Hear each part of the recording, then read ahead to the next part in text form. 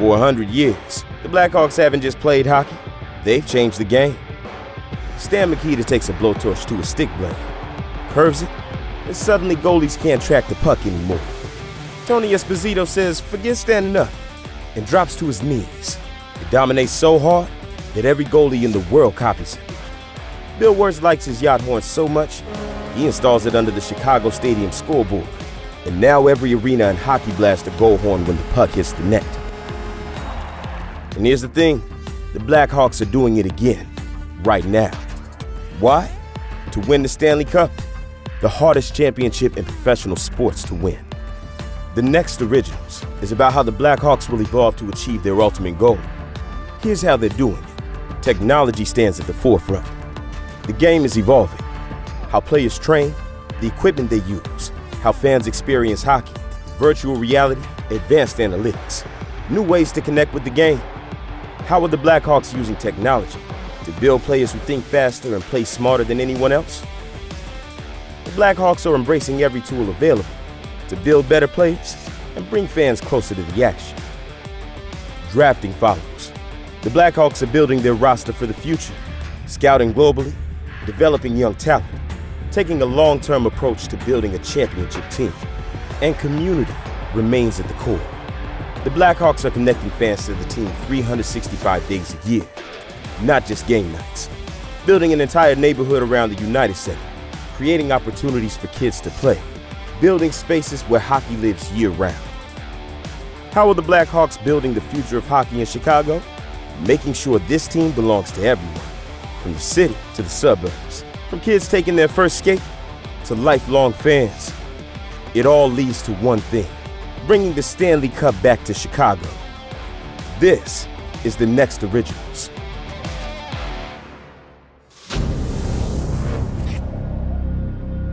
Hi, I'm Megan Chaika, co-founder of Stackleads, and I'm here to take you through new technology, analytics, and the future of hockey. For the first time in history, data once reserved for the Situation Room is now being democratized, meaning players can use it for player development.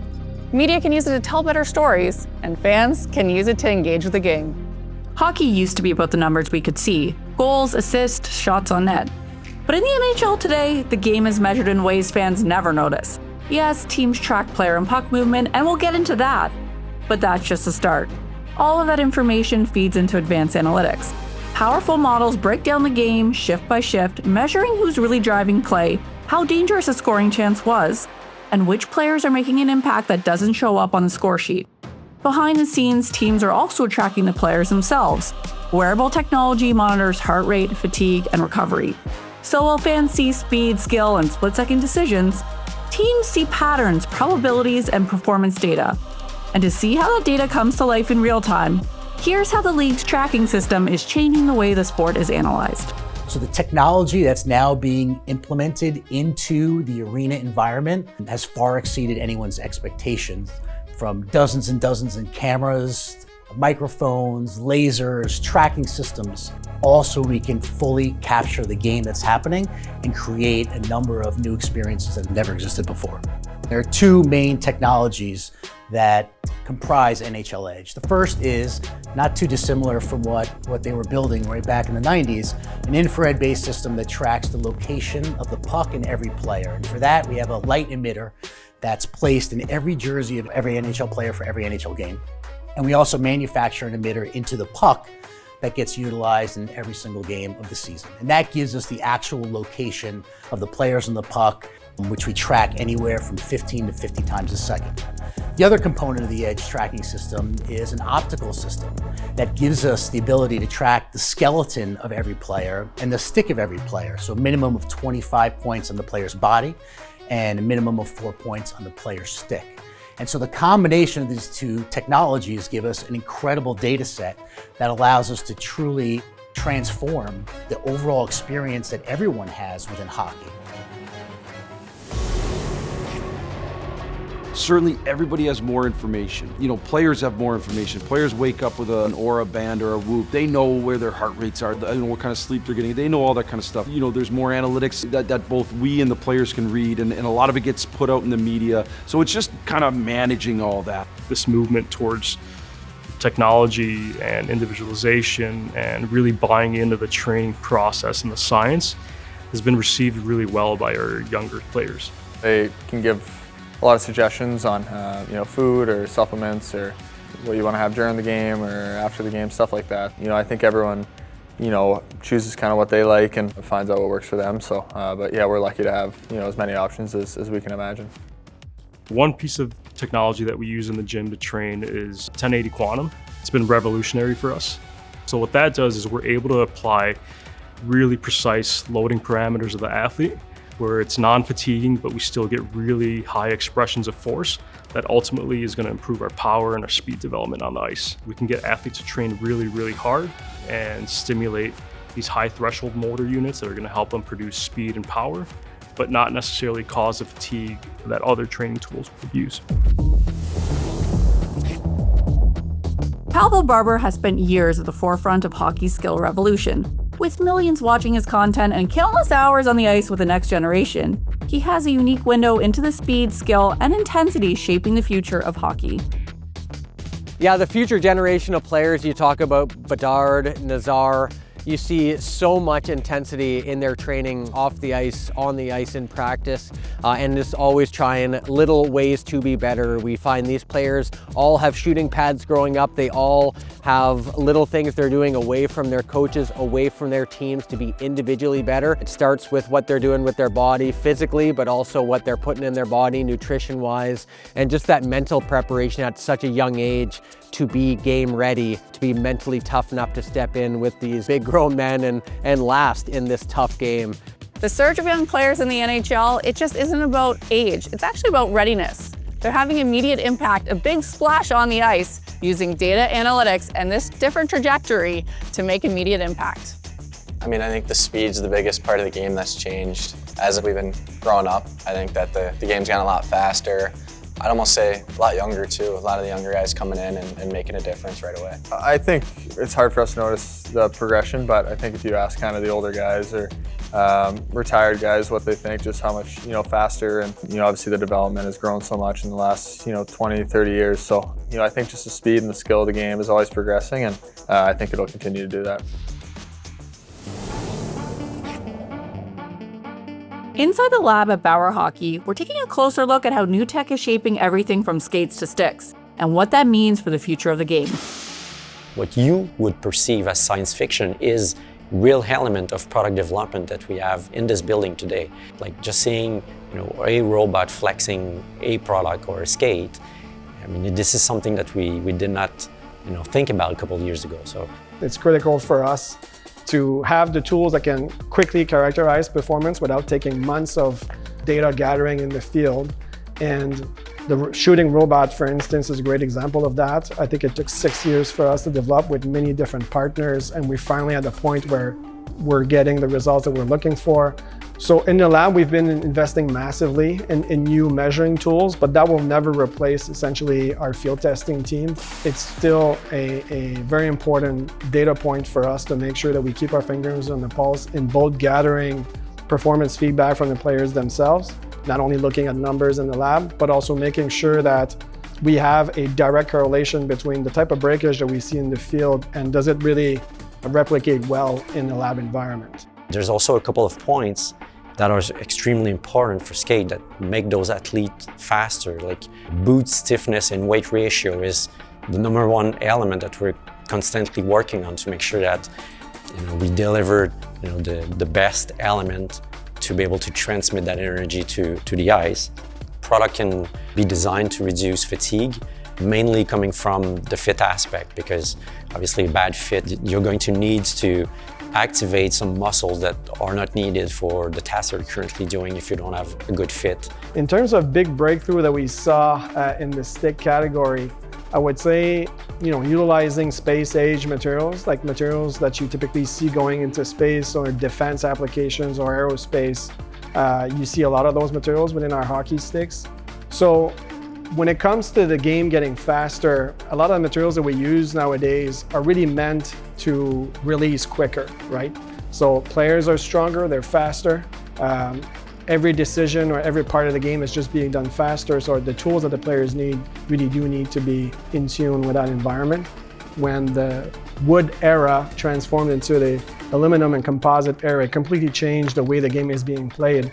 And I think if a lot of the things that we're currently working on do pan out in the next few years, I am convinced that we'll change the game once again.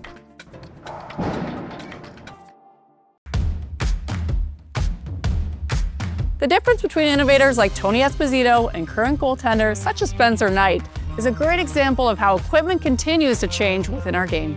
You got obviously my pads and Tony's pads. I think the differences are pretty obvious. Just the material in general. I would say mine are a little bigger and yet they weigh a lot less. So that's pretty interesting. Mine's probably more a helmet. This is literally just covering a face. It's the mask. And it's pretty crazy. I don't know what it's made of, but it's definitely interesting. The cage is interesting. It looks like a baseball glove. I think the gear, is more flexible, more movement. Now the gear is more structured. So I think that's what kind of thing to morph around, is that just what goalies need, the needs, and you adapt and you innovate and you evolve. So I think that's kind of where the gear and the game go. I think technology, both directly and indirectly, is already a huge impact to both the hockey sports side as well as the business side. It's becoming standard to how we operate, using a sort of data-informed approach. I think we're seeing obviously advanced analytics, AI, all those components really driving a lot of the things that we do. At the same time, both either on the hockey side or the business side, the human element is still really important. Regarding the human element of the game, I think it's an interesting thought on whether you lose it when you start relying on analytics. I want to be clear, I do not think analytics kill the human element of the game. When you think of the notion of expected goals or projecting outcomes in hockey, I think one of the key things there is like a good analyst lives for the moment when a projection is way wrong. And you get to do two things there. Like, yes, from a professional craft perspective, you look at it and try to figure out if you missed something so you can, maybe get better at it going in the future. But secondarily, that's why the game is played on ice and not in a spreadsheet. That's the excitement of hockey that, all of us are drawn to.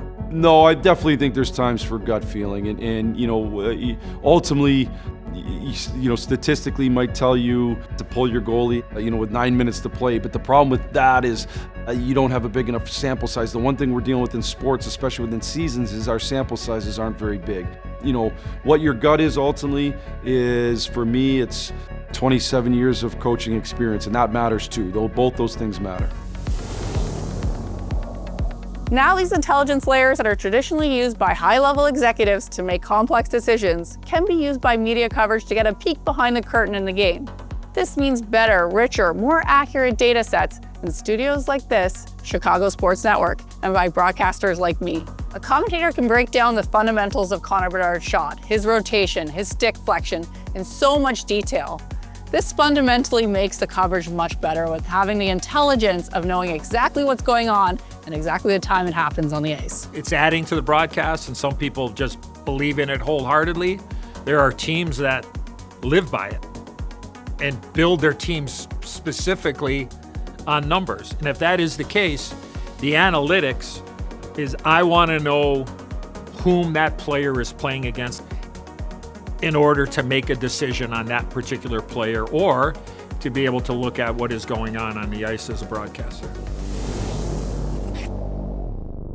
I've talked about the broader scheme of technology in hockey, but let me bring you into my world as Stathletes. I'm really at the intersection of hockey and data. So with these large data sets, we can actually make different products that interface with fans. Whether that's LLMs like chatbots, we all know the ChatGPTs of the world, but really customizing that for the end experience so that you don't have to ask when your favorite team is playing, how to watch the game, or how to surface information you've never even thought of. It's always been the fastest, most compelling, most engaging, most competitive sport, especially from a live standpoint. But what's really changing is the way that we can capture that game, capture the sport, and deliver it to people who aren't there in the stands watching it. In 2024, the Blackhawks partnered with the NHL to transform tracking data into a real-time animated game. Player and puck movement were converted into digital players inside a virtual arena. Graphics were layered around live data points, creating an animated NHL broadcast celebrating Tommy Hawk's birthday. Given all the technology that's now being integrated into NHL venues and into the processing of NHL content, we're not too far away from a point where fans will be able to customize their own viewing experience. And it won't matter if it's a small screen in your hand or a bigger screen on the wall of your home, but you will be able to choose the camera angle you watch, the audio feed you listen to, whether or not you can communicate with your friends and your family, whether or not you play fantasy or you place a bet, whether or not you see statistics or analytics as an overlay on the broadcast. All these features will be available to fans to create their own custom viewing experience. And we're not too far away from that being a reality. Building a team starts long before the data fully comes into focus. I'm Frank Saravalli, and I'm here to take you inside one of the most ambitious approaches in hockey. How the Chicago Blackhawks leaned on scouting, drafting, and patience to shape their future. In today's NHL, most contenders are built piece by piece through trades, free agency, trying to take advantage of short championship windows. Trying to build a team entirely from within is something totally different. As we've rebuilt the roster, we've looked to build through youth, starting with draft and development, as we build up to the next era of Blackhawks hockey and into our next century of Blackhawks hockey. And, in building through our youth, as we go and draft and develop and get players ready for the NHL, we want to see that youth take over the NHL roster. And I think we've really seen that as of late, and we want to continue that process moving forward as they mature in the NHL and become impact players at the NHL level. From the start, our mission was to build our team through homegrown talent, and to get that talent, you need draft capital. And we undertook a rather aggressive approach in terms of taking from our NHL roster and trading that for draft capital to be used to draft young players, develop those players into those that could comprise the next core of the Chicago Blackhawks. And that was our strategy from the beginning, was to build through the draft. But in order to do that, you had to accumulate that high-end draft capital, which was done through moving players off of our past rosters. Just when you think of how these decisions are made in a draft sense, it's so many different perspectives coming together. These are huge decisions for teams. So you have, a scouting angle, you have an analytics angle, right? You also have, a player development angle, all sorts of other angles coming into the decision. And really, it's just about having all that information and being able to have those conversations. And, maybe analytics helps with, kind of some of that scouting information, but then scouting absolutely helps with analytics information and, operating, as another perspective that comes into the decision. The NHL draft is one of the most inexact sciences in pro sports. Unlike the NFL or NBA, where you're drafting players who will be impacting your lineup in a few short months, instead, what NHL front offices are tasked with is selecting 17 and 18-year-olds and projecting who will be the best players in the world at age 23 and 24. I believe that building from within in the context to which we've executed this rebuild does give us a better shot at building something long-lasting. And it's something that starts, again, before they're Blackhawks, understanding who they are as players, and how we can put all of that into the mix to create a roster at the NHL level that we think is one that can sustain success. once you've assembled these guys and you're now developing them, it'd be easy to want to go out and trade for a marquee player or sign a big name, big ticket free agent in the summer.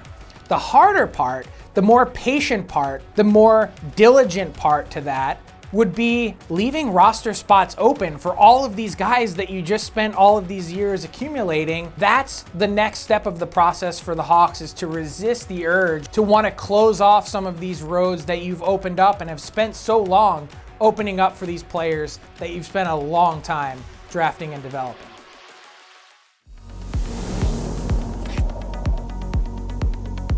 Hi, I'm Darren Pang, Chicago Blackhawks alumni and current team broadcaster, and I'm taking you inside how the Chicago Blackhawks are building more than a team. They're building a community where hockey creates opportunity on every block. Our brand name has the name Chicago in it. So you actually feel a commitment to the city of Chicago and the Chicago area to deliver on that. I think we've obviously seen a lot of growth from the loop inward to the United Center. Now the opportunity with 1901 is for that opportunity and growth to continue westward. And I'm really excited about what that can bring. The 1901 project is a decade-long transformation of more than 55 acres around the United Center into a mixed-use district on Chicago's west side. It will bring housing, including affordable units, a hotel, music hall, retail, office space, and 25 acres of green space to the neighborhood.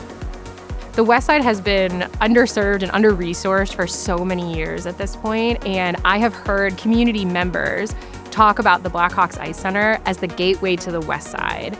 And so when you think about this building and what it means not just to the residents or the investment that we're making in the community on the West Side, what does it mean to the city overall? I think it's an opportunity for people to see that the Wirtz family and others are really taking it seriously, that we can create real change when you respond to community need, you listen to them. I think the vision of 1901 project is really about, creating, the next great neighborhood in Chicago.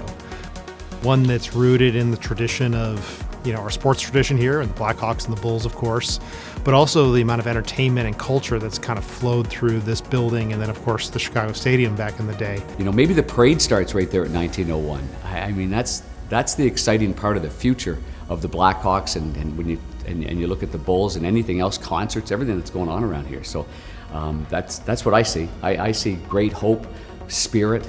I see the want to come here. That's it. The want to come here to the West and to be around the United Center. It's ambitious, it's bold, and it's really a continuation of all the work we've done to be good neighbors and good stewards of this land, for the last 100 years. And just like a great neighborhood shapes the people who grow up in it, the hockey environments we build today will shape the players who define the game tomorrow.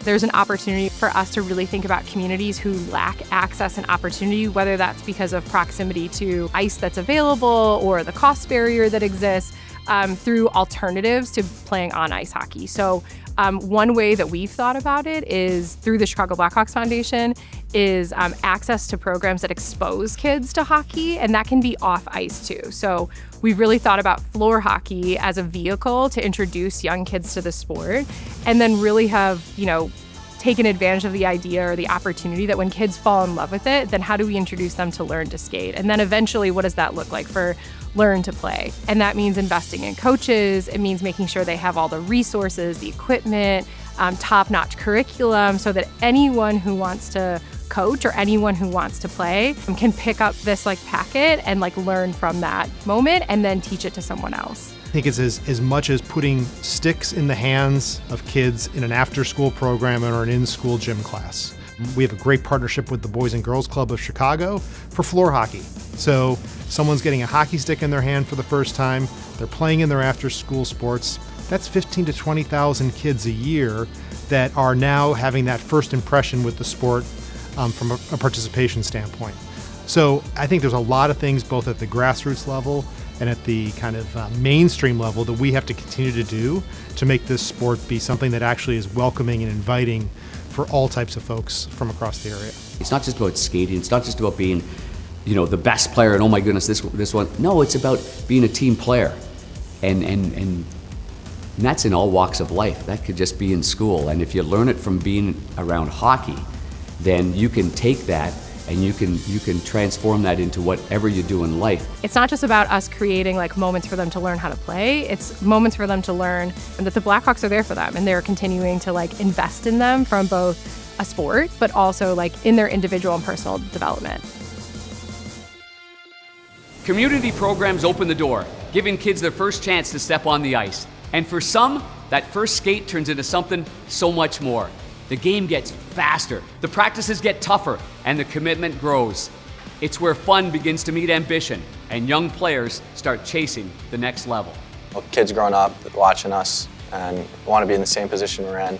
I think Connor and I both do a job where we like to show the entertaining side, but also like how hard you have to work. But at the same time, you can have some fun while doing it with some good sellies and scoring some fun goals and all that stuff. For a 6-year-old right now, just have fun, like just enjoy the game, and that's when you'll improve the most, and hopefully one day get to be in the NHL. The kids that want to be Chicago Blackhawks or want to be a hockey player, they've grown up watching the great hockey players of Chicago, whether it be the Kane and Taves era or right now the Bedard and the Nazar, and they want to be them, Right now, they want to get those little sweaters autographed, by these great players. I guarantee you, in no time flat, they'll want to be those players, and they'll want some little kid to sign their sweater. For a century, the Chicago Blackhawks have been part of hockey's foundation. But leadership isn't about protecting the past, it's about reinventing the future. It rings powered by new technology and innovation. And in the bold, unconventional way the Blackhawks are building a new team through the draft, the next era is already taking shape. In a community opening the game to more people than ever before, and in an organization committed to doing things differently for the next 100 years. Because the next originals aren't waiting for permission. They're already here, already building. And the next century of hockey will belong to those willing to challenge the game, just like the first did.